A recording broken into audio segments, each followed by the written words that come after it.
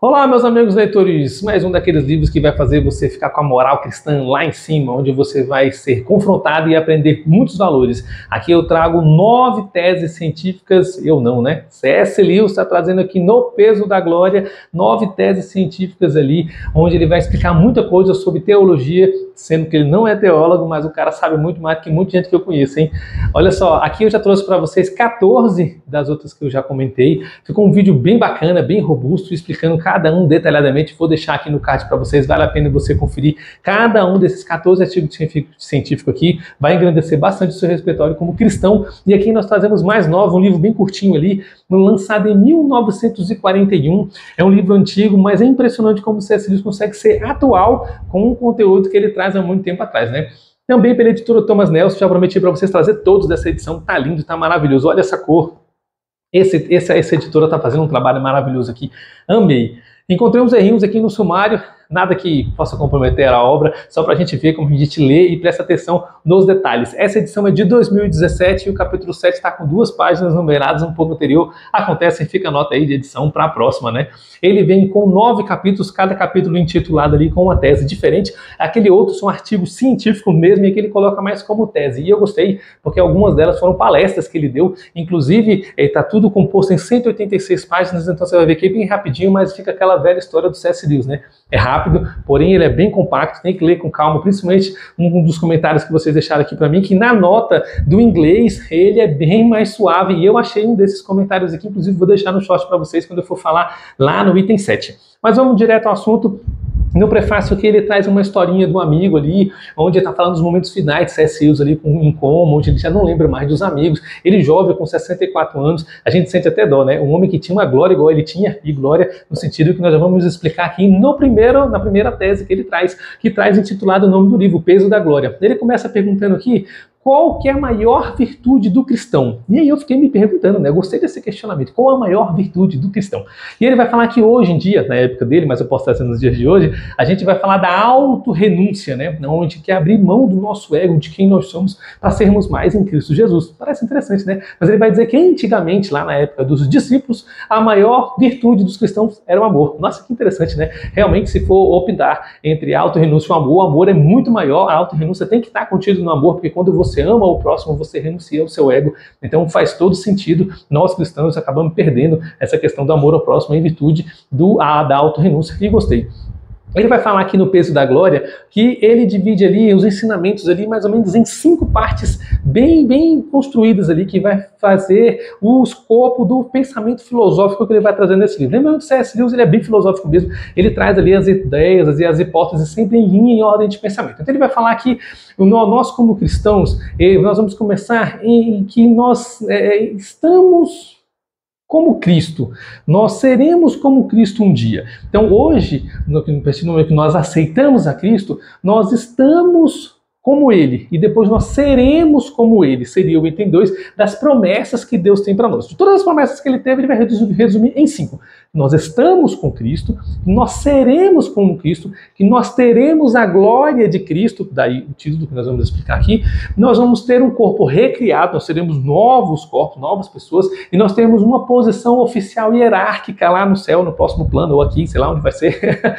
Independente disso, nós teremos uma posição oficial. Mas ele traz ali esse peso da glória. Ele quer dizer que glória, no nosso vocabulário, ele fala mais sobre fama. Só que ele fala que fama não faz o mínimo sentido, porque simplesmente fama seria você ser melhor ou mais conhecido do que o teu irmão, do que o outro. Isso não faz nenhum sentido dentro do cristianismo. Já vou explicar por quê, porque é o título exatamente desse capítulo. Não faz sentido você ser melhor do que o seu irmão dentro do cristianismo, dado que todos somos iguais. E por quê? Porque glória seria a promessa da aprovação que nós teremos por Deus. Agora imagina, nós falhos, pecadores, sermos aprovados por Deus, jamais pelos nossos atos, porque nós somos falhos e pecadores. E dentro disso, sermos aceitos por Deus, ele quer dizer que essa é a verdadeira glória. Mas como que nós vamos ser aceitos por Deus? Quando nós tivermos Cristo, sermos como Cristo, vivermos como Cristo, porque Cristo está em nós através do Espírito Santo. Aí nós seremos aprovados por Cristo. Esse é o peso da glória. O peso da glória, então, seria entender que o meu irmão, o meu próximo, o meu colega, nem Cristo é um cristão. Ele tem dentro dele um Cristo. Ele é Cristo. Então, se eu entendo que ele é um Cristo, Eu sou um Cristo, somos todos iguais. Então eu não posso tratar o meu irmão com inferioridade ou com superioridade, porque somos todos iguais. O peso da glória é justamente levar em mim o peso de levar Cristo a todas as minhas atitudes, os lugares onde eu estou, as pessoas com que eu falo, as coisas que eu faço. Essa moralidade que Cristo vai trazer para a gente é o que torna todos nossos iguais, e esse é o maior peso que ele traz para a gente. É interessante que esse compilado que fizeram aqui, ele vai trazer outras teses que vão corroborar e vão dissimular as ideias da primeira tese. Vamos lá, vamos evoluir, que a gente vai voltar a falar um pouco mais desse peso da glória nos outros livros, inclusive que eu trouxe aqui para citar para vocês, hein? Na segunda tese, intitulada Aprendizado em Tempos de Guerra, ele vai falar que tudo o que se fazia antes da conversão é feito agora, só que com o Espírito. Então a conversão, ele não vai nos tornar pessoas melhores, diferentes, não. Nós vamos fazer as mesmas coisas, só que o ato de os fazer mediante o Espírito Santo em nós que torna tudo diferente. Porque agora nós vamos fazer tudo de acordo com o Espírito Santo de Deus. Aí ele traz um exemplo. Nós temos o trabalho que Beethoven fazia. Era um trabalho maravilhoso e ele foi exaltado pelo trabalho que ele fez. E nós temos o trabalho de uma faxineira. O trabalho dela também é essencial e importante. Só que ambos eles têm que ser feitos para a honra e glória de Deus. Independente do ofício que você faça, você vai ter que fazer de acordo para Deus. E para Ele, dado que nós somos seres caídos e destituídos, né, por causa do pecado, nós temos ali o Espírito Santo em nós e através desse entendimento que todos somos Cristo, então nós somos todos iguais. Então, independente do trabalho que um ofereça e que o outro exerça, todos nós somos iguais. Então, quando ele vai titular esse trabalho em tempo de guerra, ele vai dizer que mesmo na guerra, é um trabalho que a sociedade nos chama para exercer, é um trabalho que tem que ser executado para a honra e glória de Deus, porque você está fazendo um trabalho de acordo com o que tem que ser feito. Você hoje pode ser um marceneiro, um pedreiro, um professor, tudo isso tem que ser para a honra e glória de Deus. Ele cita a guerra justamente porque ele serviu a guerra, e essa parte da guerra é interessante porque ele fazia coisas ali que iam contra as escrituras, né? Justamente por isso que ele vai falar no item 3, porque que ele não é pacifista. Então você vê uma evolução aqui das cartas bem organizada com o editor e colocou a ordem assim bem interessante. Por que ele não é pacifista? Primeiro ele coloca uma ideia. Se você tem ali uma outra nação, por exemplo, que ela vai subjugar-nos por força. Então, se eu me submeto e falar assim, não, eu não vou lutar porque eu sou pacifista. Então ele vai fazer de mim o que quiser. E se ele fazer de mim o que quiser, inclusive o que eu não quero que seja feito de acordo com a moralidade que Cristo está em mim, então eu devo ter o direito de revidar, justamente para manter o direito que eu tenho da moralidade cristã. Um outro exemplo, na parte espiritual. Se eu me submeto aos desejos de guerra, não vou lutar porque eu sou pacifista, então as entidades e principados eles podem vir com os dois pés nos peitos e me derrubar porque eu não vou lutar. Não é bem assim. Ele está dizendo que justamente esse mal que o ser humano, o cristão, ele tem que enfrentar é a deturpação do bem que foi feito, por exemplo, por Satanás através do seu egoísmo. Ele fala que Deus não criou o mal, isso ele não fala aqui, isso ele vai falar nesse outro livro aqui bem interessante, que Deus não criou o mal. O mal é o bem deturpado para egoísmo próprio, que foi o que Satanás fez. Vou deixar no card para vocês. Esse livro é muito bom. Foi um livro que transformou muito a minha visão como cristão. Transformou para melhor, claro, com certeza, né? Então ele vai falar ainda aqui que por que ele não é pacifista? É aquela ideia das crianças sendo educadas pelos pais. Se os pais forem pacifistas e não corrigir os filhos vão corrigir os pais. Imagina uma criança batendo no pai para o pai entregar para ela o que ela quer, e se o pai for pacifista vai fazer tudo o que a criança quer. Imagina como vai ser a criação dessa criança e a educação dela, né? Ele ainda vai falar ainda sobre o Jesus bíblico e o Jesus histórico, onde o Jesus bíblico não era um Jesus pacifista, pelo contrário, ele veio para trazer guerra, luta, e para que a gente fôssemos pessoas melhores em detrimento dos nossos direitos, né? E ele vai falar que o Jesus histórico, muitas vezes, ele aparece ali nos livros como um Jesus morno, um Jesus extremamente pacifista, e ele está dizendo que não é. Palavras do C.S. Lewis aqui nesse livro, no artigo 3. Ele vai dizer que o pacifismo, ele pode até estar certo, mas ele diz que é muito improvável que uma nação, uma sociedade, ou os cristãos que fossem todos pacifistas, que perdurasse até os dias de hoje. Interessante, né? Na quarta tese, ele vai trazer a palavra transposição. E essa aqui é bem interessante, eu deixei um tempo maior para explicar sobre ela, porque ela gera bastante dúvida. Ele vai começar falando sobre o dom de falar em línguas. E aí ele vai começar falando que a palavra glossolalia, ela é para os mais eruditos, né? É o dom de falar em línguas, para você que entende um pouco mais, chama de glossolalia. Ele vai falar que isso aí tem muita briga contra um grupo que é cético contra isso, que vai falar que isso dali é ali no Antigo Testamento, perdão, no Novo Testamento, ali em Atos 2, foi somente línguas estrangeiras, em detrimento do pessoal ali da Rua Azusa, que fala que aquilo ali foi manifestação do Espírito. Então ele vai falar das duas partes que são muito discrepantes. E eu gostei muito desse artigo, você vai entender por quê. Ele vai dizer que toda manifestação do Espírito Santo, ela tem que ter um propósito. Daí parece que ele está defendendo um lado, e eu gostei do meio que ele vai explicando cada um deles. Vou explicar. Quando tem uma manifestação do Espírito Santo, ele tem que ter um propósito. Desse lado daqui, da Rua Azul ali, da manifestação espiritual dos assembleianos, ele vai defender que essa parte é a manifestação que ele tem. Mas ele vai explicar por quê, por isso que ele chama de transposição. Ele vai dizer que toda vez que existe um sistema maior dentro de um menor, ele é um pouco mais difícil de se traduzir, por isso a palavra transposição. Por exemplo, ele vai falar aqui que existe o amor e o sexo. O amor é algo gigantesco e dentro dele está contido o eros. Então o amor, nós temos 4 tipos de amor diferentes. Nós temos aqui, por exemplo, esse livro aqui, já trouxe no card para vocês, é um livro maravilhoso, onde dentro de uma palavra, no português, amor, ele vai trazer no idioma um pouco mais amplo, que era o grego, 4 palavras diferentes. Quando você vai traduzir 4 palavras de 4 significados diferentes, de um vocabulário que era muito mais amplo nesse sentido para um mais básico, ele vai dizer que 4 palavras seriam traduzidas com uma só em 4 sentidos. Então a palavra ágape é a palavra amor, a palavra filéu é a palavra amor. Você está entendendo? Então, isso que ele está dizendo nessa tradução é que traz essa interpretação. Calma que eu vou chegar lá, esse raciocínio é muito legal. Eu vou trazer um exemplo do brasileiro. Quando alguém faz algo para você de benevolente, de gratidão, você vai dizer obrigado. Mas essa palavra obrigado, ele é uma palavra que remota generosidade, que remota gratidão. Eu estou grato pelo que você fez. Então, no português, eu posso usar a palavra obrigado no sentido de gratidão. Assim como se eu mandar e exigir que alguém faça uma coisa, eu posso usar a palavra obrigado no sentido de obrigação. Então, eu estou trazendo 2 significados diferentes, resumido numa só palavra, e o sentido da frase que vai dar sentido e conotação àquele termo. O que eu estou trazendo? Eu estou trazendo um vocabulário mais amplo contido num vocabulário menor. Por isso que a gente usa uma palavra para 2 sentidos ou 4 palavras para um pequeno sentido. Aonde que ele quer chegar com isso? Ele quer chegar que o poder do Espírito Santo é tão grande, é tão abrangente, o mundo espiritual é tão gigantesco que nós humanos falhos, pecadores, como pessoas caídas, não conseguimos explicar e trazer para a nossa realidade essa explicação. Ele ainda fala um termo ali que eu acho muito legal, de seres tridimensionais tentando entender a bidimensionalidade, que é fácil, mas o contrário não é. Então os seres espirituais nos entendem, mas nós não entendemos ele. E a forma de interpretação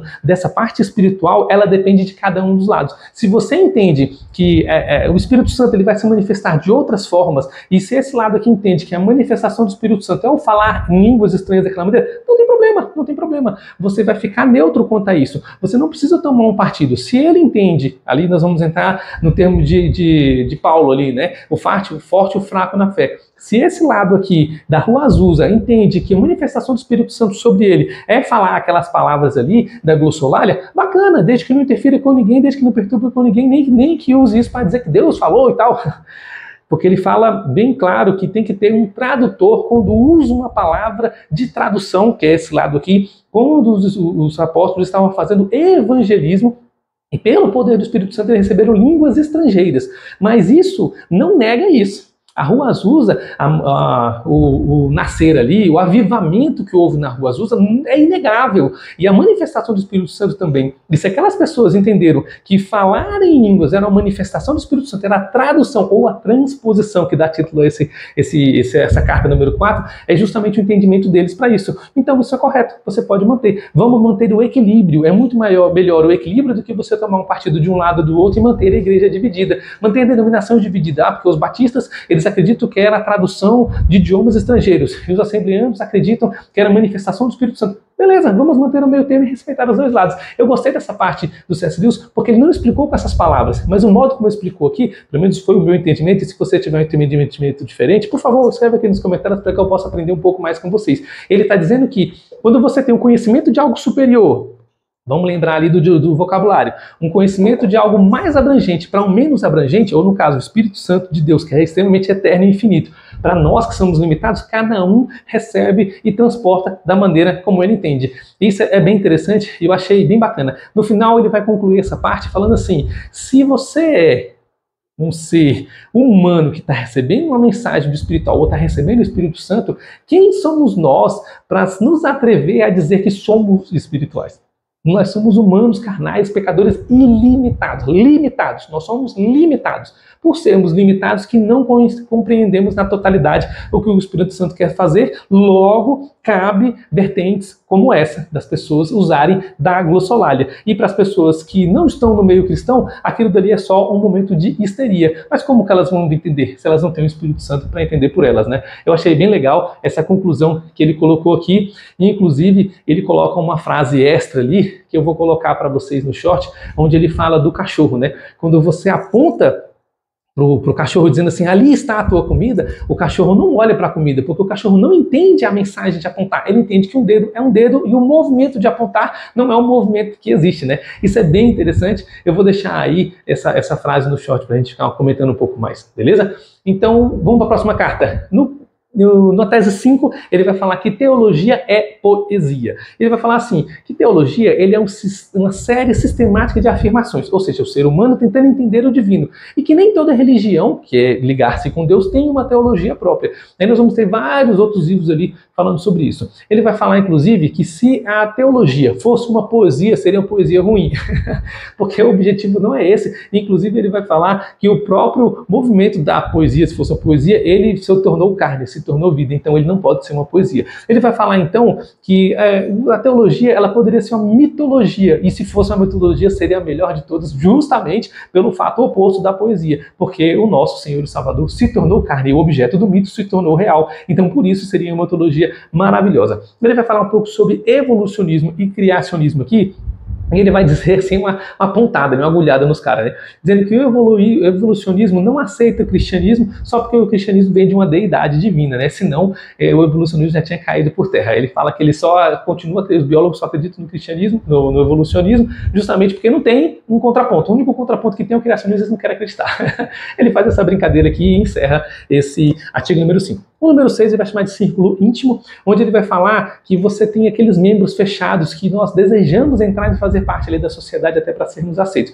Ele vai dizer que o desejo que você tem de entrar não é o mesmo desejo quando você está lá. Depois que você está lá, você não pode nem sair, ou se você quer sair, já não faz mais tanto prazer de estar. Ele faz uma brincadeira aí. Ele vai falar mais ali sobre a aparência de estar dentro do ciclo social e de ter o status da sociedade e dizer que está lá. Ele vai dizer que se você é uma pessoa mal e você está num ciclo desse, você tende a fazer mais maldade, porque as pessoas ali normalmente apoiam esse tipo de coisa, apoiam uns aos outros. E se você é uma pessoa boa, você vai ter algumas exclusões acidentais de maldade, porque você vai ser corrompido pelas outras pessoas do ciclo. É mais ou menos isso, é uma carta bem simples, bem rápida. O que importa aqui agora é a carta 7, que ele vai nomear de membresia. Ele vai dizer que não existe um cristão isolado. Bom, existe. Mas o que ele quer dizer é que os membros do corpo de Cristo são como órgãos. Quando Paulo chamou o corpo de Cristo de membro, ele quer dizer que são como órgãos, mão, pé, coração, baço, fígado, orelha.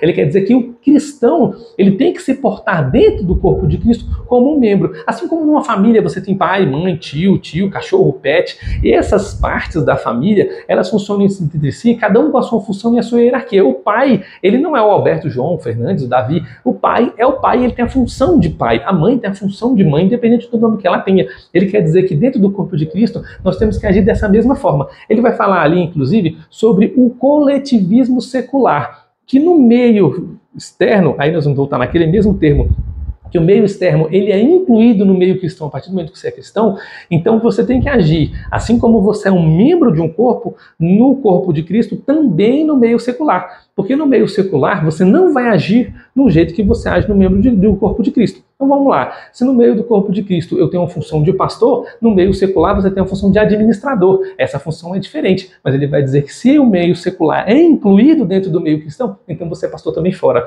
Isso a gente já falou aqui em outros livros, né? Que você é cristão aonde você estiver e você tem que ser cristão da forma que você é em todos os lugares. Mas o que ele quer falar mais aqui da membresia é que você deve tratar os irmãos de Cristo, assim como no capítulo 1, Peso da Glória, como se todos eles fossem cristãos e tivessem contido Cristo nele, assim como está em você. A partir desse pressuposto, então, todos os cristãos são Cristo e você deve tratá-los como trata Cristo, não como a deidade, mas como o mesmo amor e o respeito, porque eles contêm Cristo, assim como contém em você. Eu achei essa parte bem interessante. Ele vai falar que o valor do indivíduo não está no indivíduo, nos atos do indivíduo, no que ele acredita que seja esse indivíduo. Um advogado, um doutor, um médico, ele vai dizer que o valor do indivíduo é o valor do Cristo que está dentro do indivíduo. Nossa, isso é maravilhoso. Se o valor que está em mim é o valor do Cristo que está em mim, então é um valor inestimável. E esse valor do Cristo que está no meu irmão é o valor do Cristo do peso da glória. É lindo, né? C.S. Lewis ele escreve com as palavras bem maravilhosas. Na tese 8, denominada Sobre o Perdão, ele vai trazer ali partes bem interessantes, diferentes do que ele trouxe nesse daqui. Vamos lembrar que C.S. Lewis ele não repete assunto. Então aqui ele tem uma parte exclusiva sobre perdão e aqui ele vai trazer um assunto um pouco diferente. Ele vai falar ali como na oração do Pai Nosso, perdoai as nossas ofensas para que nós perdoamos aos que nos têm ofendido. Então ele vai dizer que como condição necessária para ser perdoado por Cristo é perdoar ao outro. Ele vai dizer então dois contrapontos, que perdoar é você colocar a pessoa no local da posição que estava antes de acontecer o ocorrido. Perdoar é literalmente você falar assim, tudo bem, eu te perdoo, e como se nada acontecesse, eu vou te tratar da mesma forma. Você não é inocente para dizer que esqueceu. Você não é inocente para confiar novamente para ser ferido. Mas você é cristão para dizer assim, vou tratar-te da mesma forma que te tratava anteriormente. Isso é perdão. A outra parte chama de desculpa. Desculpa é você colocar a culpa novamente, ou então desculpa, né? Você vai colocar a culpa 10 vezes na pessoa. Você vai dizer, não, tudo bem, eu entendo que a culpa não foi sua, que aconteceu de forma aleatória. Você está tirando a culpa da pessoa e você sempre acaba remontando a lembrança de culpá-lo novamente. Então isso é a desculpa. E a desculpa não é aceita no meio cristão, é aceita o perdão. Ele vai dizer que o perdão ele é a eliminação dos ressentimentos. Você vai literalmente lembrar, contudo, colocar a pessoa onde estava antes e tratar novamente. Você aceita o perdão, você aceita colocar a pessoa com mais facilidade onde ela estava. O perdão do cristão é perdoar o imperdoável. E isso só pode vir do amor de Cristo que está em você, assim como nós falamos lá no peso da glória, tá bom? E ele vai finalizar aqui dizendo que negar o perdão a uma pessoa é negar a misericórdia de Cristo na sua vida, porque nós dizemos que perdoai como nós perdoamos. Então Deus vai nos perdoar a partir do momento que nós perdoamos outra pessoa. E se eu não perdoo o outro, eu estou negando que Deus tenha misericórdia para comigo. Entendeu? Legal, né? Esse artigo aqui. Eu quero trazer para vocês uma observação. Independente do preceito filosófico que você tenha da visão bíblica, porque nós temos uma Bíblia para várias outras religiões, nós temos ela para o protestantismo, para o catolicismo e também para o espiritismo. Eu trouxe essa resenha para vocês aqui, a biografia do Allan Kardec, vou deixar no card aqui para vocês, é uma biografia bem interessante. E ele vai afirmar aqui, por exemplo, que ele tem o amor como caridade. Caridade, já expliquei para vocês nesse livro aqui também, o que é o amor como caridade, que é justamente você fazer o bem para todos. E ele vai dizer que tem um médium lá no grupo dele, que ele vai citar que aquela situação que ocorreu com ele lá de orgulho é imperdoável. E aí o Marcel, ele vai colocar que o Kardec, ele respondeu para o cara assim, como pode você, dentro dos preceitos filosóficos, dizer que algo é imperdoável? E aí, aqui como filial de uma religião cristã, aí nós vamos dizer nesse livro aqui, que justamente ele está ensinando esses valores, que é o livro dos Espíritos, dos valores, das características, das filosofias, que essa filosofia que o C.S. Lewis está dizendo, ela é inferior ao amor de Cristo que é superior. Então, Cristo morrer na cruz, perdoar os nossos pecados como nós perdoamos os outros, ele é algo muito maior do que o conteúdo da filosofia. Então não depende de como você interpreta, se é na forma cristã, da forma católica, protestante ou espírita, que o ato de perdoar, ele é dentro da moralidade de Cristo. Então qualquer uma dessas três formas de interpretação, protestante, católico ou espírita, perdoar deve ser perdoar um imperdoável, deve ser deve ser colocar a pessoa onde estava do outro lado. Esquecer jamais, porque não tem como, não temos amnésia, né? Mas o que o C.S. Lewis está dizendo é que o valor moral de Cristo, que Cristo ensina como correto, é 1.000 milhões de vezes superior à filosofia humana da interpretação do valor moral. Entendeu? Então, quando ele fala lá na parte da transposição, que nós vamos interpretar o valor moral de Cristo como filosofia humana, e aí trouxe para vocês 3 pontos de visão humana da interpretação disso, ela é inferior do que a moralidade de Cristo. Então o que nós devemos seguir é a moralidade de Cristo, independente do que você acredita de forma racional. E isso é muito interessante, porque nós estamos falando aqui da tua forma filosófica, nós estamos falando da moralidade de Cristo, que perdoar é uma moralidade de Cristo, que fazer o bem ao próximo, entendendo que o próximo é um Cristo que está dentro dele, é uma moralidade de Cristo. E Cristo morreu por nós, para nos dar uma segunda chance de vida é justamente a moralidade de Cristo, independente do valor filosófico. Esse aqui do perdão, ele fechou com chave de ouro, mas não, nós temos ali o ato falho. É um extra, né? É uma parte ali para finalizar, onde ele dizendo que nem toda a ação ela é pecado, ela é apenas uma falha. Quando? Quando você tem um fanatismo em cima de um preceito filosófico, isso ele não vai se tornar um pecado, ou seja, você é cristão demais. O fanático, ele falha pelo excesso, né? Quando você tem uma presunção, aí vai entrar um pouco dentro do orgulho, você pode interpretar isso como um pouco do pecado, eu interpretei assim pelo menos, ou você fazer demais o que foi solicitado. Aí nós temos o Dr. Laí Ribeiro, que ele vai dizer que fazer o que precisa ser feito na hora errada é também um ato falho, né? Você tem que fazer o que tem que ser feito na hora que tem que ser feito. Você é um pastor e você está ministrando na sua igreja, só que naquele horário não tem ninguém.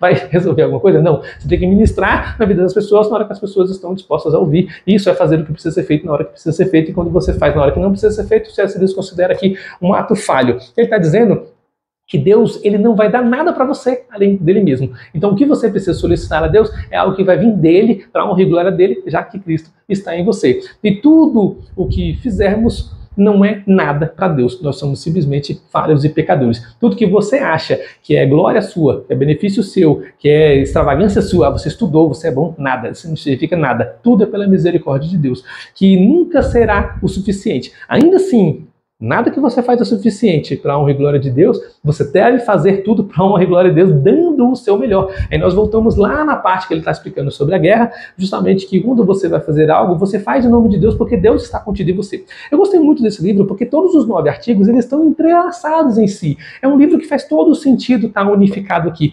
Eu vi aqui nas notas iniciais de tradução e de introdução, né, onde ele vai falar ali no prefácio como é que foi que eles fizeram esse trabalho. Eu achei muito legal, porque diferente um pouco desse daqui, esse aqui vai trazer vários artigos soltos ali, que você não tem muita correlação entre si, apesar da moralidade de Cristo que está intrínseca em todos eles. Esse daqui não, esse aqui como um livro único, ele vai trazer todo o conhecimento ali, escalonado e evolutivo, onde ele vai começar falando o que é o peso da glória e por que nós cristãos temos esse peso da glória em nós. Ele vai trazer justamente o superior no final, aonde tudo isso é para a honra e glória de Deus dentro desse ato falho. Gostoso, né? Bem interessante. Então fica aqui mais uma recomendação do livro para vocês. Eu gostei demais, estou trazendo vários livros do CS Livros para vocês. E vamos lá, até o próximo, te encontro lá.